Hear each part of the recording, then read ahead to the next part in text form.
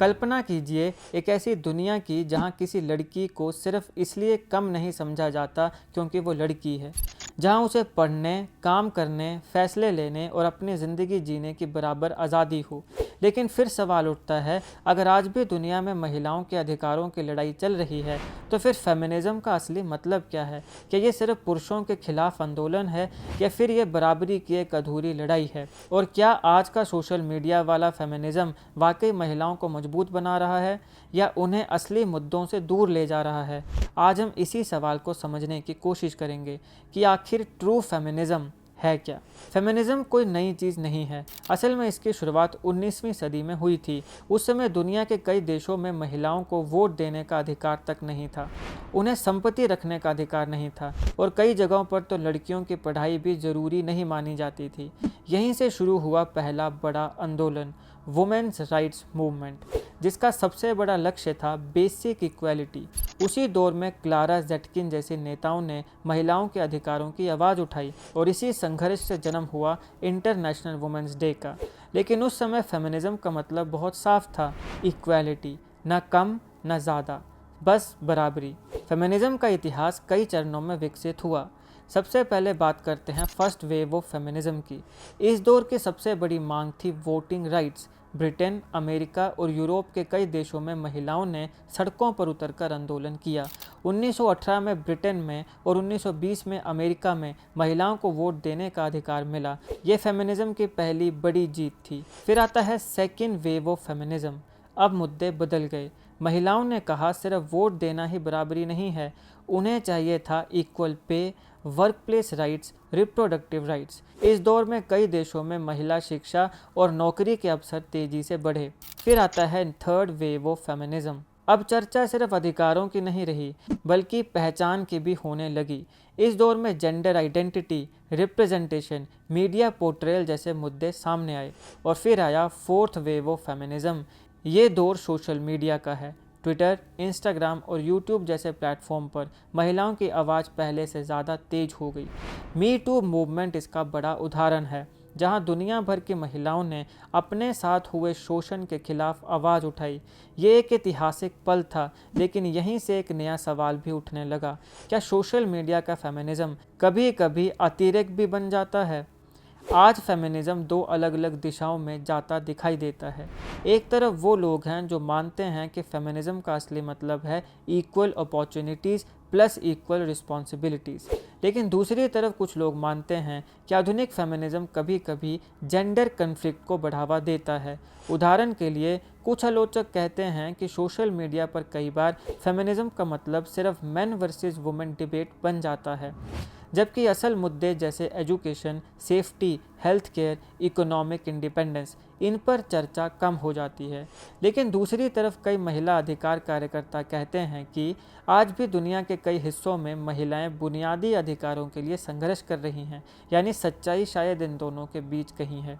जब हम फेमिनिज्म की बात करते हैं तो अक्सर बड़े शब्द इस्तेमाल करते हैं, लेकिन असली कहानी आम महिलाओं की ज़िंदगी में दिखाई देती है। भारत में आज भी कई लड़कियां स्कूल छोड़ने के लिए मजबूर होती हैं। कई महिलाएं नौकरी करना चाहती हैं, लेकिन परिवार या समाज का दबाव उन्हें रोक देता है। कई जगहों पर सुरक्षा एक बड़ा मुद्दा है और दूसरी तरफ कई पुरुष भी कहते हैं कि समाज में जेंडर रोल्स के बदलने से उनके ऊपर भी नए दबाव बढ़े हैं। यानी जेंडर इक्वालिटी की बहस सिर्फ महिलाओं की नहीं, पूरे समाज की कहानी है। आज की दुनिया बहुत जटिल है। एक तरफ महिलाओं ने इतिहास में पहली बार राजनीति, विज्ञान, स्पेस, सैन्य सेवाएं, हर क्षेत्र में बड़ी उपलब्धियां हासिल की हैं, लेकिन दूसरी तरफ जेंडर पे gap, workplace harassment, education inequality ऐसे मुद्दे आज भी मौजूद हैं। भारत जैसे देशों में शहरी और ग्रामीण महिलाओं की स्थिति में बहुत बड़ा अंतर है। शहरों में अवसर बढ़े हैं, लेकिन गांवों में कई समस्याएं अभी भी वैसी की वैसी ही हैं। आने वाले समय में फेमिनिज्म तीन अलग अलग दिशाओं में जा सकता है। पहला रास्ता जहां फेमिनिज्म वापस अपने मूल विचार पर लौटे, इक्वल अपॉर्चुनिटी फॉर एवरीवन। दूसरा रास्ता जहां जेंडर डिबेट्स और ज़्यादा पोलराइज्ड हो जाएं, जिससे समाज में टकराव बढ़ सकता है। और तीसरा रास्ता जहां समाज धीरे धीरे समझे कि इक्वालिटी का मतलब कंपटीशन नहीं है, कोऑपरेशन है, जहां पुरुष और महिलाएं एक दूसरे के खिलाफ नहीं बल्कि साथ मिलकर आगे बढ़ें। लेकिन अगर हम सच में समझना चाहते हैं कि महिलाओं की असली समस्याएं हैं क्या, तो हमें भावनाओं से ज़्यादा आंकड़ों को देखना होगा। भारत में महिलाओं के खिलाफ अपराध अभी भी एक गंभीर समस्या है। सरकारी आंकड़ों के अनुसार साल 2023 में करीब 4.48 लाख क्राइम अगेंस्ट वुमेन दर्ज किए गए, यानी औसतन हर घंटे लगभग 50 से ज़्यादा अपराध महिलाओं के खिलाफ दर्ज होते हैं। अब अगर सिर्फ रेप केसेस की बात करें तो 2023 में देश भर में लगभग 29,670 रेप केसेस दर्ज किए गए, यानी औसतन हर दिन लगभग 80 से ज़्यादा महिलाएं सेक्सुअल वायलेंस के शिकार बनती हैं। और इससे भी ज़्यादा चिंताजनक बात यह है कि कई रिपोर्ट्स बताती हैं कि अधिकांश मामलों में आरोपी कोई अजनबी नहीं बल्कि परिचित व्यक्ति होता है। कई मामलों में दोस्त, पड़ोसी, रिश्तेदार, बॉयफ्रेंड यही आरोपी निकलते हैं। अब बात करते हैं उस समस्या की जिस पर अक्सर खुलकर चर्चा होती ही नहीं। कई मामलों में लड़कियों को शादी का झांसा देकर शारीरिक संबंध बनाए जाते हैं और बाद में उन्हें छोड़ दिया जाता है। भारतीय कानून में अगर किसी महिला की सहमति झूठे शादी के वादे पर ली गई हो तो कई मामलों में इसे भी रेप कैटेगरी में दर्ज किया जाता है। इसलिए कई केस ऐसे भी होते हैं जहां रिश्ते, भरोसे और भावनाओं का गंभीर दुरुपयोग होता है। इसके अलावा ईव टीजिंग और सेक्सुअल हैरेसमेंट भी एक बड़ी समस्या है।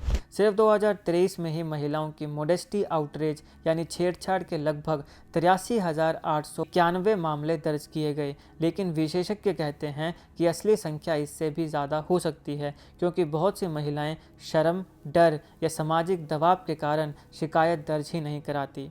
यानी सच्चाई ये है कि एक तरफ समाज में महिलाओं की उपलब्धियां बढ़ रही हैं, लेकिन दूसरी तरफ सुरक्षा, सम्मान और भरोसे की लड़ाई अभी भी पूरी तरह ख़त्म नहीं हुई है।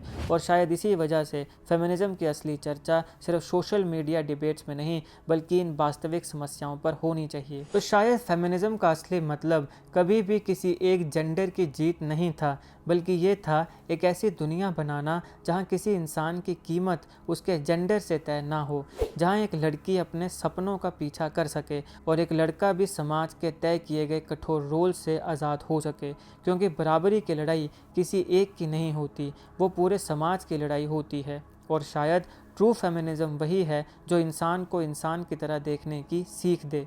आपका इस पर क्या कहना है कमेंट में ज़रूर बताइए और ऐसे मज़ेदार तथ्यों के लिए चैनल को सब्सक्राइब करिए। धन्यवाद।